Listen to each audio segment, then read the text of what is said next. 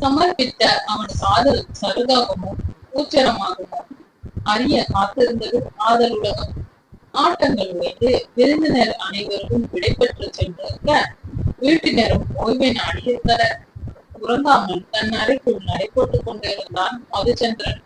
அவன் முகத்தில் எப்பொழுதும் போல் ஒரு புன்சிரிப்பு. மாநிலத்தில் இருந்த மதுச்சந்திரன் அழகும் கம்பீரமும் நிறைந்தவன். அடர்ந்த சிகைக்கருமையில் மின்ன சிரிக்கும் பெரிய விழிகளும் கூர்நாசியும் மலைந்தே இருக்கும் உதடுகளும் உயரத்துக்கு பொருத்தமான உடல் கட்டும் அவன் அழகன் என்பதை உறக்க சொல்லின. என்ன சார், ரொம்ப குஷியா இருக்கீங்க மாதிரி தெரியுது. அறக்கதவருகே சிரிப்புடன் நின்றிருந்தனர் சத்யனும் அறிவதினி.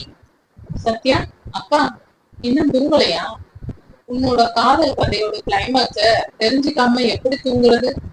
அததான் அவன் முகமே சொல்லுதே மதி. அவன் வாயால கேட்கணும்னு ஆசையா இருக்கு சத்யா. என்ன சந்திரா, அப்பா அம்மா கிட்ட பேசட்டுமா? பேசட்டுமாவா? எவ்வளவு சீக்கிரம் முடியுமோ அவ்வளவு சீக்கிரம் எங்க கல்யாணம் நடக்கணும். சரி சரி, பேசிடுறேன். உன்கிட்ட முக்கியமான விஷயம் சொல்ல வந்தோம் சந்திரா. என்ன சத்யா? தம்பி, தைரியம் சொல்லுக்கா. உன் கல்யாணத்தை சிம்பிளா பண்ணிடலாம்னு சந்திரா. ஏன்கா? உனக்கிட்ட பணம் இல்லாட்டி என்ன, நம்ம கிட்ட இருக்கே. அது இல்ல சந்திரா. அப்புறம் என்னக்கா? கல்யாணத்துக்கு வர்றவங்க பொண்ணு யாரு என்னன்னு விசாரிப்பாங்க. மனோ அப்பா பத்தி பேச்சு வந்து மனோவோட அம்மாவை ஏதாவது சொல்லிட்டாங்கன்னா, அக்கா, மனோ கோவிச்சுட்டு போயிட்டா உன் காதல் கல்யாணம் நிறைவேறாம போயிடும் சந்திரா. இல்ல இல்ல, என்னால மனோவை இழக்க முடியாது. நாங்க சொல்றத பொறுமையா கேளு சந்திரா. சொல்லுங்க. நாம மத்தவங்க பேசுறதுக்கு வாய்ப்புக்கு கொடுத்தா பேசுவாங்க. மருதமலையில கல்யாணத்தை முடிச்சுட்டு ரொம்ப நெருக்கமானவங்களை மட்டும் கூப்பிட்டு வீட்டிலேயே சின்னதா ரிசப்ஷன் வச்சிடலாம். அம்மா ஒத்துக்குவாங்களா?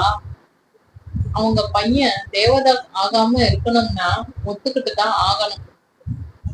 அம்மா நிறைய ஆசையோட இருப்பாங்கக்கா. நம்ம மது கல்யாணத்துல அந்த ஆசையை எல்லாம் நிறைவேற்றிடலாம் சந்திரா. சரிக்கா, கல்யாணம் சீக்கிரம் முடிஞ்சா சரி. மனம் கஷ்டப்படுறத இனியும் என்னால பார்க்க முடியாது. ஓகே, நீ டூயட்டை கண்டினியூ பண்ணு. நாங்க போய் நல்ல நாள் பாக்குறோம். நாளைக்கே பேசி முடிச்சிடலாம். தேங்க்ஸ்கா. நீதான் உண்மையான பாசமலர். சொல்லுவடா, சொல்லுவ. இனிமேலாவது உன்னோட புலம்புல இருந்து எங்களுக்கு விடுதலை கிடைக்கட்டும். ஏன் சத்யா, கல்யாணம் ஆனா புலம்ப மாட்டேனா? உனக்கு மனோ கிட்ட பேசவே நேரம் கிடைக்காது. கிடைக்கிற கொஞ்ச நேரத்தை என்கிட்ட புலம்பியா வேஸ்ட் பண்ணுவ. அச்சிச்சோ, இதை எப்படி மறந்த சத்யா? சத்யா, இனிமே ஹோட்டல் பாலர் எல்லாம் நீங்களே பாத்துக்கங்களே. நான் பாத்துப்பேன் சந்திரா. ஆனா மனம் இல்லாம நீ மட்டும் என்ன பண்ணுவ? ஏன் ஏன் மனம் என் கூட தானே இருப்பா. மனோக்கு தொழில் தான் உயிர் மூச்சு. அதை மறந்துட்டியா தம்பி? ஓ, இனிமேல் அவளோட உயிர் மூச்சு நான் தான் சத்யா. பாப்போம். சரி, போய் இன்னைக்காவது நிம்மதியா தூங்கு. உன்னை சத்யனும் அறிவதனியும் விடைபெற்று செல்ல மனோகரணியை நினைத்தபடியே கண்களை மூடி படுக்கையில் சாய்ந்தான் மதுச்சந்திரன். மனோகரணியின் விழிகள் உறங்க மறுத்திருக்க உள்ளத்தில் இன்னதென்று சொல்ல முடியாத ஒரு புது உணர்வு. தன் கரத்தை மெல்ல தொட்டு பார்த்தாள் மனோகரணி. நான் நினைத்ததென்ன, நடந்ததென்ன? தன் தலையணை அடியில் வைத்திருந்த கிரீட்டிங் கார்டை எடுத்து ஓடு ஒளியே கசிந்த நிலவின் ஒளியில் பார்த்தாள் மனோகரணி. இதய வடிவத்தில் கூட கால் தயாரிக்கிறார்களா? குட்டி இதை அழகாக தேர்ந்தெடுத்திருக்கிறான் அவனை போலவே. மனமா? தாயின் குரலில் திடுக்கிட்டு அவசரமாக கார்டை தலையணை அடியில் மறைத்தாள் மனோகரணி. என்னம்மா, தூக்கம் வரலையா? இல்ல மனம். என் அம்மாவுக்கு சந்தோஷத்துல தூக்கம் வர மாட்டேங்குது. தங்கம், அம்மா மேல ஏதாவது கோபமா? நான் எதுக்கு உங்ககிட்ட கோச்சிக்க போறேம்மா? இல்ல, என்கிட்ட பேசாமலே படுத்துட்ட. அச்சோ, நான் ஏதோ யோசனையில இருந்தேம்மா. சாரிம்மா. பரவாயில்ல கண்ணே. என்கிட்ட ஏதாவது சொல்லணுமாமா? மனோ, அம்மா கொஞ்சம் பணம் சேர்த்து வச்சிருக்கேன். பேங்க்ல இருக்கிற நகையும் பணத்தையும் எடுத்தா கல்யாண செலவுக்கு சரியா இருக்கும்னு நினைக்கிறேன் மனோ. அம்மா, நீங்க முதல்ல ராதம்மா கிட்ட பேசுங்கம்மா, அப்புறம் செலவை பத்தி யோசிக்கலாம். இல்ல மனோ, சந்திரனுக்கு 27 வயசு ஆயிடுச்சு, கல்யாணத்தை உடனே முடிக்கணும்னு சொன்னாங்க. சரிம்மா, பேசி முடிச்சதுக்கு அப்புறம் நாம பேங்க் போயிட்டு வரலாம். சரி கண்ணு, நீ படுத்துக்கோ. நீங்களும் இங்கேயே படுங்கம்மா. மனோகரணி சில நாட்களில் இரவு வெகு நேரம் வரை வேலை செய்து கொண்டிருப்பாள். அப்பொழுது ஹாலில் படுத்துக் கொள்வார் மரகதமணி. அம்மா, லைட் ஆஃப் பண்ணிட்டு மிஷினை கலட்டி வச்சுட்டு வந்து படுக்கிறேன். சரிம்மா. சில நிமிடங்களில் மரகதமணி மகளின் அருகில் படுத்து உறங்கிவிட தாயின் முகத்தையே பார்த்தபடி படுத்திருந்தார் மனோகரணி. உங்களை தனியா விட்டுட்டு நான் எப்படிமா கல்யாணம் பண்ணிக்குவேன்? கேட்கும் திறனை இழந்திருந்த தாயின் காதினை தொட்டு பார்த்த மனோகரணியிடம் ஒரு கேவல் விடுத்து சிதறியது. தாய் எழுந்து விடுவாரோ என அவசரமாக தன் வாயை மூடிக்கொண்டு சத்தமின்றி விசித்தார் மனோகரணி. மகளிடம் அசவை உணர்ந்து, ஏன் மனம் உருண்டுகிட்டே இருக்க, தூங்கு. மரகதமணி மகளின் தோளில் தட்டி கொடுத்து தூங்க செய்தார். விடியே வந்திருந்தது. அன்பாலயத்தில் மகஸ்ரீ மட்டும் உறங்கிக் கொண்டிருக்க குடும்பத்தினர் அனைவரும் 6 மணி அளவில் வெளியேறியிருந்தனர். அறுசுவை உணவகம் முகுந்தனின் தாத்தா காலத்தில் தொடங்கப்பட்டது. உணவின் தரமும் ருசியும் அறுசுவை உணவகத்தை விலைக்கு வெற்றி பாதையில் செலுத்தியது. இன்று கோவை மாநகரில் பிரபலமான உணவகங்களில் அறுசுவை உணவகமும் ஒன்றாகும். மதிவதனியும் மதுச்சந்திரனும் கேட்டரிங் படிப்பை முடித்து தந்தைக்கு உறுதுணையாக இருக்க மதுஸ்ரீ ஃபேஷன் டெக்னாலஜி இறுதி ஆண்டு படித்து வருகிறார். மதுச்சந்திரன் கடந்த 2 வருடங்களாக தான் மட்டும் தனியாக ஐஸ்கிரீம் பார்லர் ஒன்றை நடத்தி வருகிறார். காலை நேரத்தில் ஹோட்டலும் மதியத்தில் தன்னுடைய ஐஸ்கிரீம் பார்லரும் இருப்பான். இரவு மீண்டும் ஹோட்டலுக்கு ஓடுவான். மொத்தத்தில் மதுச்சந்திரன் நிற்க நேரமின்றி ஓடிக்கொண்டே இருப்பான். கடுமையான உழைப்பான். நேரம் 9:30 மணியை எட்டி இருக்க தனது வேக நடையுடன் பேஷன் எம்போரியத்துள் தவித்தார் மனோகரணி. அவளை கண்டவுடன் ஓடி வந்து அணைத்துக் கொண்டாள் மாகுனா. மோகி, என்ன இது? அகி, இவனுக்கு என்ன ஆச்சு? மதிக்கா போன் பண்ணியிருந்தாங்க. உங்க கல்யாண விஷயம் சொன்னாங்கக்கா. நாங்க தான் இனிமே பெண்ணிங்க பாத்துக்கணும்னு சொன்னாங்க. எனக்கு எவ்வளவு சந்தோஷம் தெரியுமா மனோக்கா. நீங்க ரொம்ப சந்தோஷமா இருக்கோ. தேங்க்ஸ் மோகி. மோகி, நேத்துதான் சொன்னாங்கக்கா. அவ வார்த்தை உடனே பழிச்சிடுச்சு. என்ன சொன்னா ஆகி? அக்கா, அது வாழு, என்ன சொன்ன? அது வந்துக்கா, அந்த ஹீரோவுக்கு உங்க மேல பயங்கர லவ். உன்ன மனோகரணியின் கைக்கு சிக்காமல் அகிலாவின் பின்னால் சென்று ஒளிந்து கொண்டார் மோகனா. அவளை விடுக்கா, உனக்கு அவரை பிடிச்சிருக்கா? ரொம்ப சந்தோஷக்கா. கல்யாணம் முடிகிற வரைக்கும் இங்க நாங்க பாத்துக்கிறோம். நீங்க அலைச்சல் இல்லாம வீட்டில் இருக்கா? வேண்டாம் ஆகி, நான் எங்க மேல நம்பிக்கை இல்லையா? சேச்ச, அப்படியெல்லாம் இல்ல. அப்போ நீ வீட்டுக்கு கிளம்புக்கா. அம்மா பாவம் தனியா என்ன பண்ணுவாங்க? அகி, மனோகரணி பதிலளிக்கும் முன் கண்ணாடி கதவு தட்டப்பட யார் என்று பார்த்தாள். ஓனர் எதுக்கு இப்ப வந்திருக்காரு அகி? தெரியல மோகி. வாங்க சார், உள்ள வாங்க. உன்கிட்ட இத சொல்ல எனக்கே கஷ்டமா தான் இருக்குமா. நேரடியா விஷயத்துக்கு வந்தவரை கூர்ந்து கவனித்தாள் மனோகரணி. இவர் முகத்தில் தெரியும் இந்த பதட்ட முடிவு. என்ன சார், வாடகை ஏற்றுறீங்களா? இல்லம்மா, நீ உடனே கடையை காலி பண்ணிடுமா. என்ன சார், என்ன சொல்றீங்க? திடீர்னு எதுக்கு காலி பண்ண சொல்றீங்க? நான் வாடகை சரியா தானே கொடுத்துட்டு வரேன். நீ வாடகை கரெக்டா கொடுத்துடுற. உன்னால எந்த பிரச்சனையும் வந்ததில்லை. அக்கம் பக்கத்திலையும் சண்டை சச்சரவு இல்லாம இருக்க. உன்னை நான் எந்த குறையும் சொல்லலமா. அப்புறம் என்ன சார், தயவு செஞ்சு புரிஞ்சுக்கம்மா. என்னால பெரிய ஆளுங்களை பகச்சிக்க முடியாது. நீ உடனே காலி பண்ணிடு. நாம போட்ட அக்ரிமெண்ட் அதெல்லாம் ஒண்ணு இல்லாம பண்ணிடுவாங்கம்மா. நீ கொடுத்த அட்வான்ஸ் பணம் இங்க வைக்கிறேன். பிரச்சனை பண்ணாம கிளம்பிடுமா.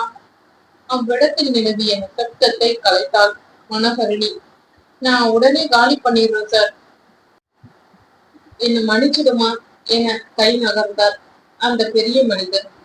கூப்பிட்டு அதிர்ந்து நின்றிருந்த அகிலாவையும் மோகனாவையும் கண்டிப்பான பார்வையை ஏறிட்டாள் மனோகரணி. அக்கா, நாங்க நீ கொடுக்குற சம்பளத்தை நம்பிதான் வாழ்ந்துகிட்டு இருக்கோம். இப்போ என்ன ஆயிடுச்சு? இந்த இடம் இல்லாட்டி இன்னொரு இடம். எந்த சூழ்நிலையிலும் உங்களுக்கு சம்பளம் கொடுக்காம இருக்க மாட்டேன். அத நல்லா ஞாபகம் வச்சுக்கோங்க. சாரிக்கா, இப்போ என்னக்கா பண்றது? புதுசா ஒரு பிரான்ச் தொடங்கலாம்னு ஜிஆர்ஜி ஸ்கூலுக்கு ஆப்போசிட்ல ஒரு கடை பார்த்தேன் மோகி. அங்க போயிடலாம், கவலைப்படாதீங்க. புது இடத்தில் ஓடுமாக்கா. உங்க வேலையில உங்களுக்கு அவ்வளவுதான் நம்பிக்கையா? அக்கா, நம்ம வாடிக்கையாளர்க நம்ம எங்க இருந்தாலும் தேடி வருவாங்க. எனக்கு நம்பிக்கை இருக்கு. தன் கைபேசியை எடுத்து அழைத்து, செல்வா, ஒரு நிமிஷம் மேல வரீங்களா என மனோகரணி பேசியது கீழ்த்தல ப்ரௌசிங் சென்டர் நடத்தி வரும் அன்பு செல்வனிடம். என்ன மனோ, எதுக்கு கூப்பிட்டீங்க? எதுவும் பிரச்சனையா? உடனே வந்து நின்ற அன்பு செல்வன் மனோகரணியின் ஒரே நண்பன். ஓனர் இவங்களை காலி பண்ண சொல்லிட்ட. செல்வா, மனோ, நீங்க சரின்னு சொல்லிட்டீங்களா? ஆமா செல்வா, அவர் பாவம் ரொம்ப பயந்து இருந்தார். எதுக்கு நம்மால ஒருத்தருக்கு பிரச்சனை? முடிவு பண்ணிட்டீங்க. சரி, நம்ம பசங்க 4 பேரை கூப்பிட்டு வர இன்னைக்கே ஷிஃப்ட் பண்ணி முடிச்சிடலாம். எங்க போக போறீங்க? இங்கதான் பக்கத்துல ஜிஆர்ஜி ஸ்கூல் கிட்ட. முதல்லயே பார்த்துட்டீங்களா?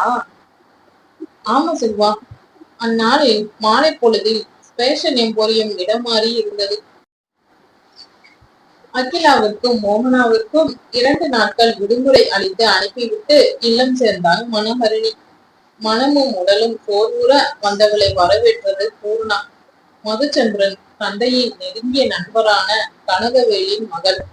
எப்பொழுதும் அன்பாலயத்தில் தான் இருப்பாள். ஹாய் மனோ, என்ன கல்யாண பொண்ணு டல்லா வர? பெட்டி கேக் ஷிப் பண்ணோம். அம்மா எங்கே? அம்மா பூஜைக்கு பூ பறிச்சுட்டு வரேன்னு போனாங்க மனோ. ஏன் மனோ, திடீர்னு என்ன ஆச்சு? ஒத்து வரல, வந்துட்டேன். சாரி மனோ, நான் உனக்கு காப்பி போட்டு தரட்டுமா? இல்ல, வேண்டாம், உட்காரு. என்ன விஷயம் பூர்ணா? உன்னை விஷ் பண்ணிட்டு போலாம்னு வந்தோம் மனோ. தேங்க்ஸ். உனக்கு நிஜமாவே சந்திரனை பிடிச்சிருக்கா? அவர் குணத்துக்கும் உனக்கும் எனக்கு ரொம்ப கவலையா இருக்கு மனோ. எனக்கு தலைவலிக்குது பூர்ணா. நாம நாளைக்கு பேசலாம். சாரி சாரி, நான் கிளம்புறேன். நீ ரெஸ்ட் எடு. பாய். பூர்ணா சென்று விட கண்களை மூடி அங்கிருந்த ஒற்றை பெரும்பு நாற்காலியில் அமர்ந்தாள் மனோகரணி. அம்மாவிடம் எப்படி சொல்வது? பொறுமையாக சொல்ல வேண்டும். இந்த இடமாற்றம் நிச்சயம் ஒரு பின்னடைவை தொடங்கிய இடத்திற்கே வந்தது போல் உணர்ந்தாள் மனோகரணி. நீண்ட சில நிமிடங்களுக்கு பிறகு அவள் தோளில் கை வைத்தான் மதுச்சந்திரனுடைய. திடுக்கிட்டு எழுந்தாள் மனோகரணி. என்னாச்சு ஹனி? அத்தனை நேரமும் கட்டுப்பட்டு இருந்த அவள் கண்ணீர் மதுச்சந்திரனை கண்டதும் அணை உடைத்து பாய்ந்தது. என்னடா, இதுக்கெல்லாம் யாராச்சும் அழுவாங்களா? மேலும் பொங்கிய அழுகையுடன் மதுச்சந்திரன் தோளில் சாய்ந்தாள் மனோகரணி. என்ன மனோ இது? வெறும் இடமாற்றம் தானே, எப்படி தெரியும்? மோகனா அக்காவுக்கும் போன் பண்ணி இருந்தா. என்கிட்ட சொல்லாம ஏன் காலி பண்ண? அவரை யாரோ நல்லா மிரட்டி இருக்காங்க. அவர் நல்லவர் தான், பயந்துட்டு காலி பண்ண சொல்லிட்டார். சரி விடு, அழாதே. உன் கஸ்டமர்ஸ் உன்னை தேடி நிச்சயம் வருவாங்க. பக்கத்துல தானே மாறி இருக்க. உன் தொழில இந்த இடமாற்றம் எந்த வகையிலும் பாதிக்காது ஹனி. நிஜமாவா? பிராமிஷா. தேங்க்ஸ். மதுச்சந்திரன் இதழ்களில் ஒரு மந்தகாச புன்னகையுடன் தன் தோளில் சாய்ந்திருந்தவளை மென்மையாக அணைத்துக் கொண்டாள். மதுச்சந்திரன் ஆசைப்பட்டது போலவே 2 நாட்களில் நிச்சயதார்த்தம் முடிந்து 10 நாட்களில் மருதமலை முருகன் சன்னதியில் திருமணமும் இனிதாக முடிந்தது. திருமண சடங்கு முழுவதும் மனோகரணியின் பார்வை தாயிடமே இருந்தது. மரகதமணியின் மகிழ்ச்சியான முகம் அவள் முகத்தை மகிழ்ச்சியாகவே வைத்திருந்தது. மதுச்சந்திரன் விழிகளோ மனோகரணியை விட்டு கொஞ்சமும் விலகவில்லை.